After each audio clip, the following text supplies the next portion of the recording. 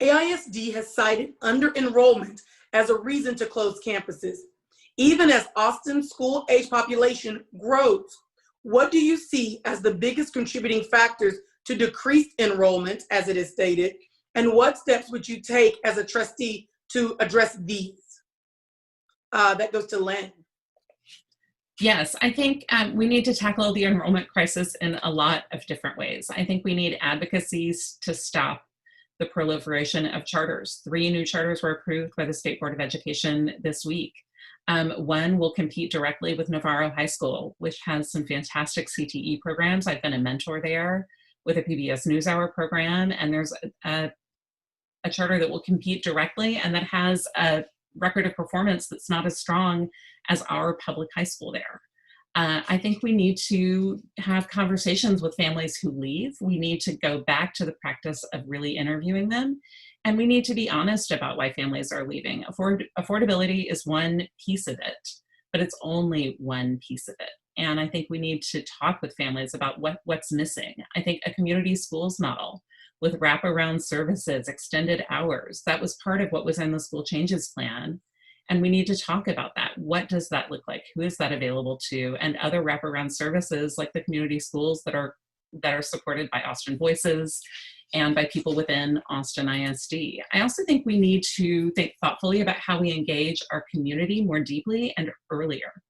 I would love to see programs on every Austin ISD elementary school campus for new parents. New parents have a lot to learn and they want to connect. How powerful if we invite families from the very moment they become families onto our campuses to do reading with the librarian, to have a connection to each other and to begin to understand that that neighborhood school is theirs too. Our new buildings have community meeting rooms, and any school has a place where people can come together to connect. And I think if people feel part of a community, that's what we all love about our schools that we love. And I think if we can invite people in to be part of the community, the choice will be easy once their kids are old enough to come and be there. I also think early childhood education, pre-K, is an essential part of this. Pre-K done very faithfully and well. Thank you. Thank you. The question is the same to Piper. Thank you. I think there are a number of reasons that schools are under enrolled, and I know some of them, but I don't know all of them. You know, I think that there's a lot of things that I still have to learn about AISD, but one of the things that I've been hearing from parents in D5 is that there are a number of reasons that people don't have their kids in school right now with AISD during the pandemic. Frequently that's communications. They didn't feel like in the spring they knew what was going to happen in the fall, or they didn't, because nobody knew what was going to happen in the fall, but they didn't feel like they had faith that AISD was going to take care of their kids. You also hear that from parents of special kids in special education. They are frustrated with what their kids are getting, and they want to make sure that their kids are being taken care of, and so they're pulling kids out of AISD. And so I think that we have to be listening to those parents in D5 and across the community that are pulling their kids out, and hear why it is that they're pulling their kids out. And I think the charters are an issue. I think charters are pulling kids and families out. Parents look at charters and they think that is a choice for them, and a choice feels good in a district that doesn't seem to be listening to your needs. But part of the problem is that we shouldn't have to have charters. Charters in general are not working for AISD. And so when we're thinking about charters pulling these kids out, it's because those kids aren't getting what they need in their neighborhood schools. We have a friend who is Turkish. They're Turkish refugees, and their little boy was in the public school, but he didn't speak English and there were no Turkish teachers.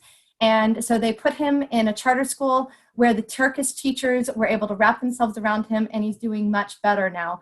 But we shouldn't have had that. There should have been the opportunity for that community school, public school, AISD school to have Turkish resources for them to take care of his needs. So there are a number of reasons here.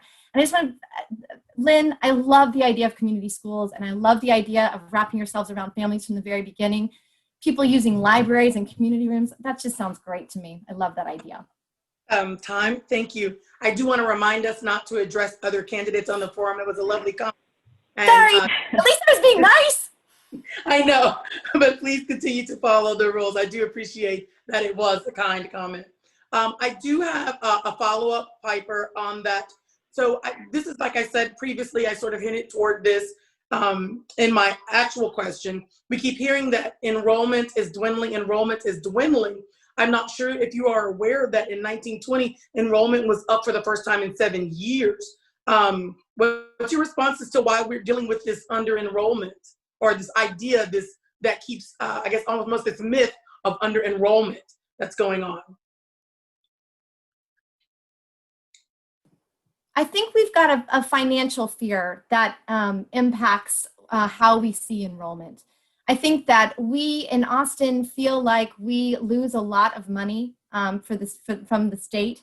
I feel like that sort of fear and that financial sort of burden that we feel really impacts the way that we're looking at the number of kids we have in the district. There are more kids in AISD and in Austin than there have been ever before.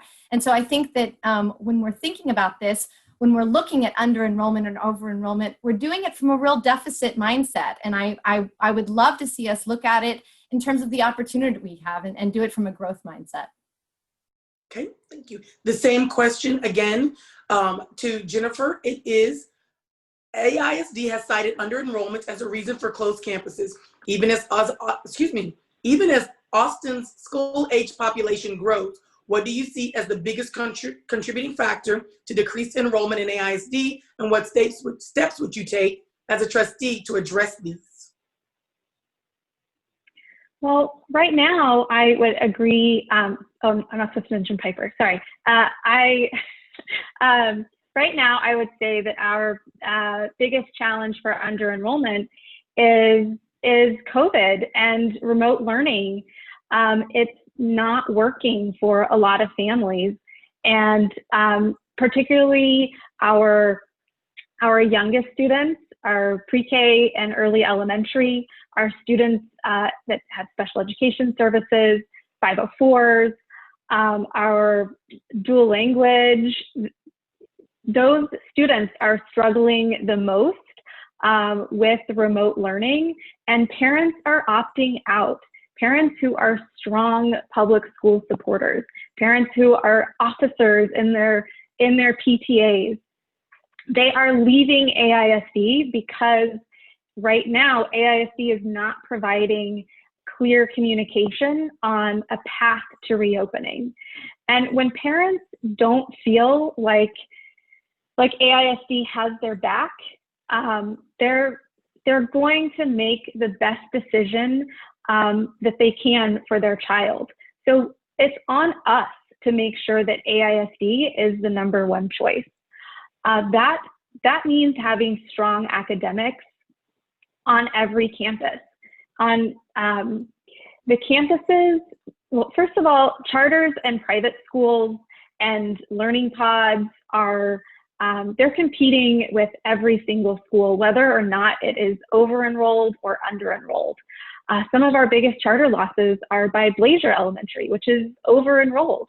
So we're facing competition, not just with our under-enrolled schools. I think that's where it feels the most urgent, but it's really across the district that we need every single school to be competitive. So having strong principals and well-trained, well-qualified, excited teachers. I do have a follow-up for you. The meat of the question is, we have this idea that enrollment is low. We know that families are opting out because of COVID, but even before that, families were opting out. My follow-up question to you is, how would you hold the district accountable for meeting enrollment goals? I think if we have strong academics in our schools and we are making our families feel valued, they will choose AISD. So that comes around, in my opinion, that comes around to our climate surveys. Right now, schools have an annual teacher and parent climate survey. I think we, as a trustee, one thing that the board can do and that I would advocate for is implementing more frequent check-ins with our teachers and with our parents.